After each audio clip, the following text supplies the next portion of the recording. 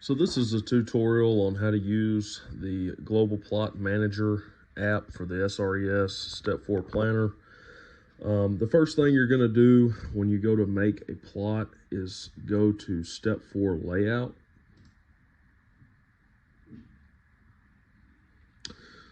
So then we have Select a Planner, and you've got different planners here. We've got 30-inch corn, and then also 38-inch rows, so that would be cotton. If you wanted to make a different one, you could come over here to Setup.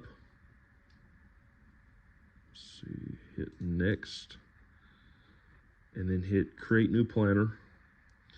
One thing is, in this application, in Global Plot Manager, a lot of times when you click on something, it's especially frustrating when you're out in the field. If for some reason a keyboard does not pop up, you can come down here in the bottom right corner and you've got this little keyboard, and then that will bring up a keyboard. So let's just say that I want to name this Test, and I'm not going to do that for these well, I'm not going to do that right now, but if I wanted to do that, then I could just hit Apply. Okay, so now we hit Next. Speed averaging, that's always going to be 5. Inline offset is 113 right now. This is the measurement in inches from the center of your RTK receiver on your tractor to the front wing nut on your seed plate. So that's what you have to measure every time you go to plant in each individual field. This changes for whatever reason. Sometimes you'll go and you'll measure it, and pretty much every time you measure it, it's going to be different. So you want to make sure that you measure this every time you go to a new plot. GPS is which direction from seed drop. It is ahead because we are in front of the planter. Hit Next. Search for seed module. This is something you do out in the field, and with this, you want to make sure that you have letters and numbers and you're good to go here. But for right now, we'll just hit Next. Number of rows, 4, and row spacing, 30 inches. Speed cow factor, this can be created by doing a distance calibration. So our speed cow factor, after we did a distance calibration, this is our new speed cow factor, which is 4.929. If we wanted to do another distance calibration and we saved our new cow factor, it would change to something more accurate. Plate holes per revolution, this is 24 holes per plate. Whichever seed plate you have in, corn is 24 holes per plate. Cotton is 36 holes per plate. And then I believe soybeans will be 72 holes per plate. So you want to make sure that is correct. Divider open time. So you have dividers where you're dumping your seed in. 1.5 seconds is the number of seconds that divider where you dump the seed in will be open. Planter gear ratio is 2.25, and that needs to stay the same. So anytime you're looking at anything, it says planter gear ratio, don't change this. It's set up at 2.25. So Next. We can go ahead and hit Next. Alley alignment factor. These are things that you can do in the field to help better align your alleys. So for right now, we'll just go ahead and hit Finish. So I still need to select my planter. I'll just do 30-inch row corn. I've already got some stuff in here. We can do test, test, and then I've got some different tests in here. So I've actually already got a plot created with that. But if I wanted to do any of these new, and you do want to make sure that you remember your client, division, location, plot ID. Write that down, because when you go to the field, if you're trying to plan a test, you're going to have to remember this information and put it in so that your plot, it knows which plot is which, and it'll pull it up. So I'm just going to go with this one. So we have this test 4. Notice over here on the side, we've got plot view and we've got world view. County data down here, this is where you can select a map like a Google or a Bing map. For right now, I always kind of ignore this until I complete some more steps. So go to origin and plot counts. Up here at the top, we've got our crop. I'm planting corn, so I'll just keep that selected. These right here, these are all just different ways that you can set an origin out in the field. And some of this you can do in the office as well. The first thing I'm going to show you is this orange padlock. Anything that you change here, before you change it, like if I want to click on this, it won't let me do it. So before I change this, I have to unclick my orange padlock. Then I can do this. So paste Google string is something that you can do in the office while you're connected to the internet. So I'll go ahead and do that now. I'll just go to Microsoft. And I've got to get it connected to the internet. UT open, connect. It says we're connected.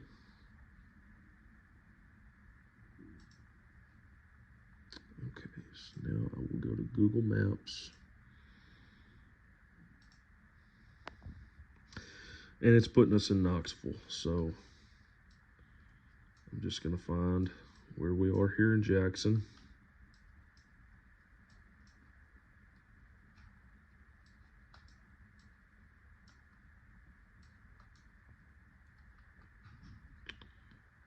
And I will go to satellite. And then I can basically get in the vicinity of where this plot's going to be. So let's say I'm in the back somewhere. I'm all the way back here, somewhere in field 12, back here across the ditch. So it's not really important to get this just perfect. You can mess with it a lot more once you get out to the field, and it's a lot easier just to set it up once you're in the field. But I do think that this helps because it lets the application know that you are somewhere in the vicinity of where your plot's supposed to be. So what I did here is I just made a little pin that puts my GPS coordinates down here at the bottom, longitude and latitude, but then it also puts it up here at the top in this bar, in my search bar. Okay, oh shoot, didn't mean to do that. Okay, good, I'm still back here in field 12. So I make a pin, then I will copy this all the way through to the comma. Hit copy. Now I can exit out, go back. I've still got my padlock unlocked. Go to paste Google string, and that moves my latitude and longitude. Now what I want to do is, see, I can't see where I'm at. I've just got a white blank screen. Now I'm going to go back to select plots, county data, and then the one to use is Bing aerial map.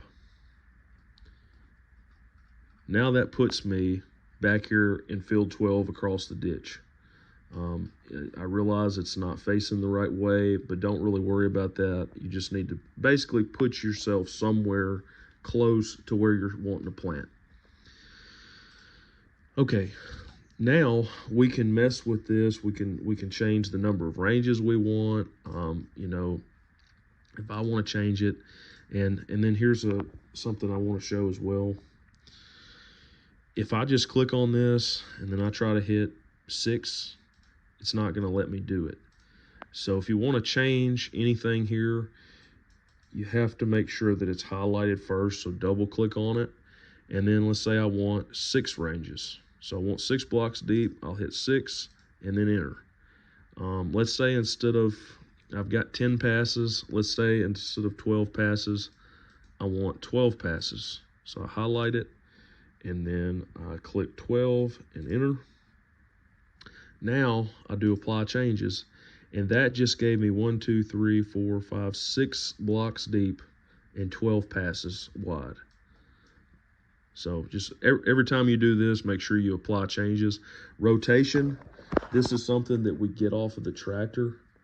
And you will want to get that off of the John Deere monitor. So if you've got an AB line, you'll get on your AB line, and then you'll go in to set track, then you'll go to coordinate, and then your heading on the John Deere monitor will be your rotation. So just as a kind of a warning, it's not going to let me click on edit existing because I'm not hooked up to the tractor.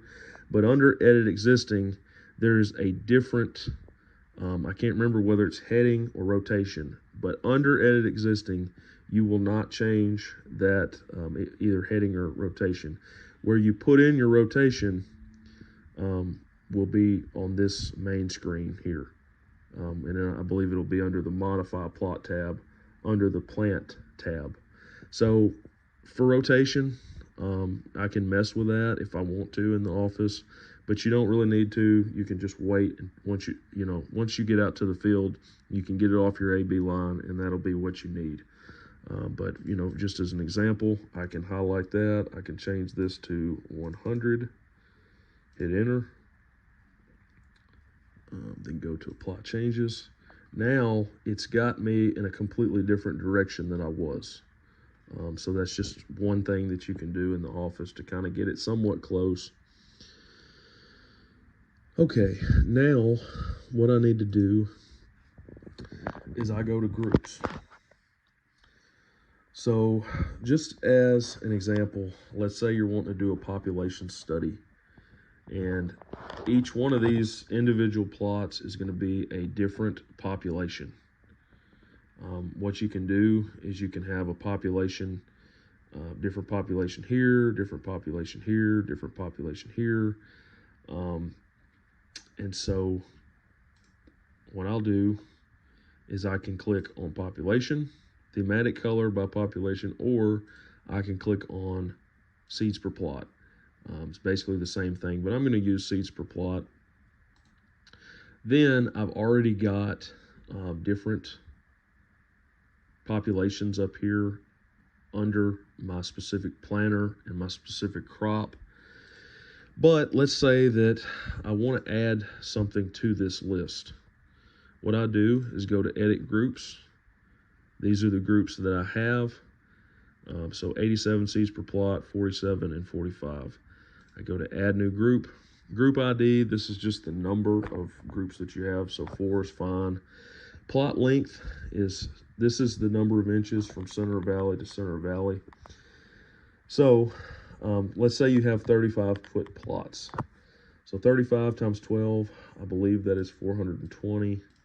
I may be wrong, but let's just do that because I don't have a calculator. Alley length, so this will be, let's say I have 10-foot plots. So 10 foot times 12, I know that's 120. So 120 inches.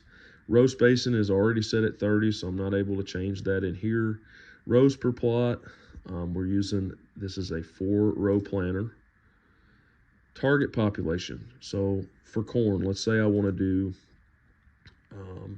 I'll do something kind of high, but let's do 38,000 plants, or seeds per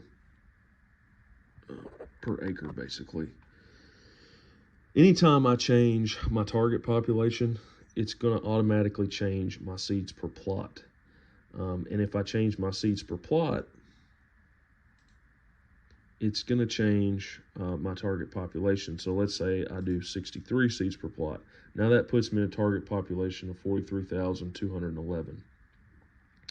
Holes per plate, again, we're using corn, so 24 is correct. And then we would hit save changes. But before I do that, I want to go through these dials over here on the side. Basically, what we have here is we can play with this. And you can see this little tiny thing here. It's a little tiny mark that I've got it at 2 miles per hour. So if you play with this, and let's say I put it to 2.3, put it to 2.6, okay. When you go down in speed a little bit. Let's go up. So about 2 is what we would want to do. We want to make sure that these 3 green dials here are in the green. Okay, so we should be pretty good here. You've got your time for evac, planning plate RPM, and alley plate RPM. So this just kind of tells you what speed you need to be going. So we need to be going somewhere around 2 miles per hour.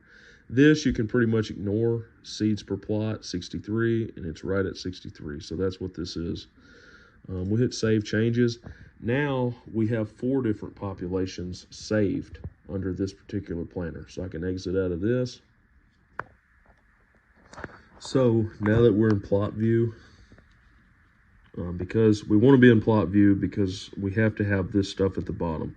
Shift, just as an example here, that is where you can select a different range of plots. So if I wanted to go from here to here, I could click on those 2 with my shift highlighted, and now I've got those selected.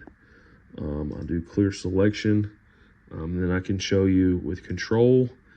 Control will allow you to select individual plots, and I like that better because, you know, it just makes more sense for me to look at a map in ARM, and then I can go in here and just select what I want to select. But I'll do clear selection. So this is set up down here. 87 is in red. So this is all set up for 87 seeds per plot. Okay. So let's say that I wanted to have 2 other populations or 2 other seeds per plot. What I can do is I'll go ahead and do control. So let's say I want to do this one. I'll just select some different ones. Okay, so I want those to be at 47 seeds per plot. So I will select that, set selected plots, clear selection, and apply changes. Now my 87 is purple and my 47 is red. So now my 47s are each one of these red ones here. Let's do 45 seeds per plot. And that doesn't really make sense for corn, but since I've already got that set up, that's what I'm going to do. I can do control. I'll select some more here.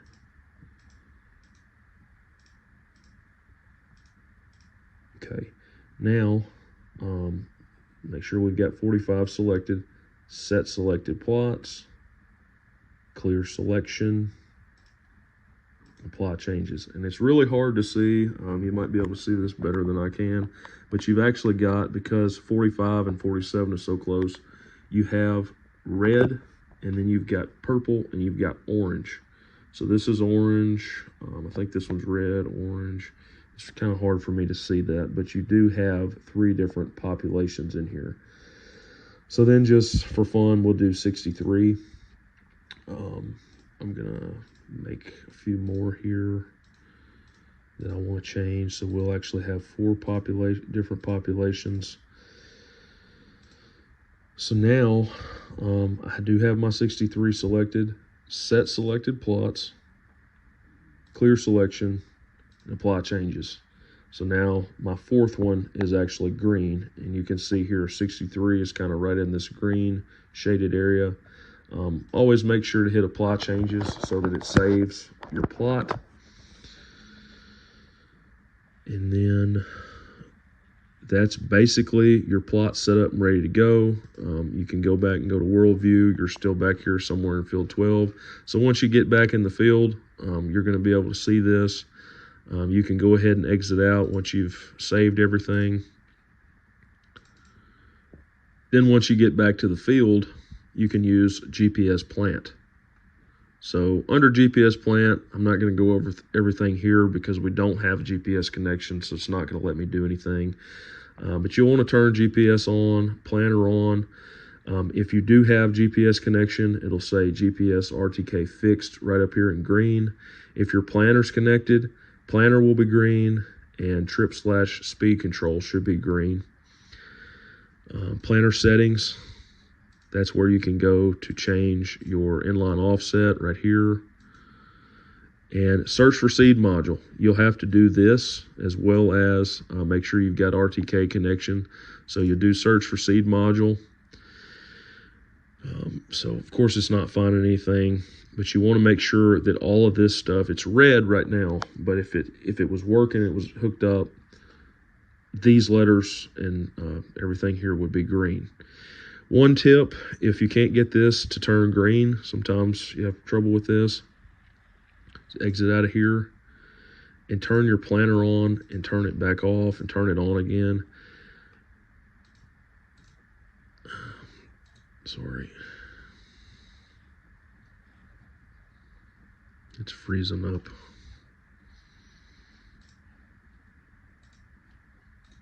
Okay. So it doesn't like that because I'm not connected to anything. But that's a way, if you keep doing search for seed module and it won't let you do anything and it's not coming up green here, turn your planner off and then back on again, and usually that will fix it. I've already been through kind of just basic settings here.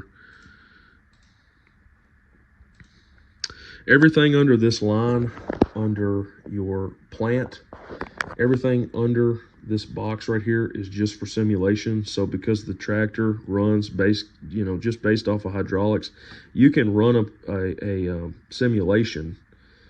So you can say, I want to have 420-inch plot lengths, 120-inch alley lengths, 30-inch rows. I want to simulate 4 plots. I want to simulate at 2.1 miles per hour, and I want to do. This is the population that I want to do, and if I don't like that population, I go to edit groups, pick the one that I want. Let's see here.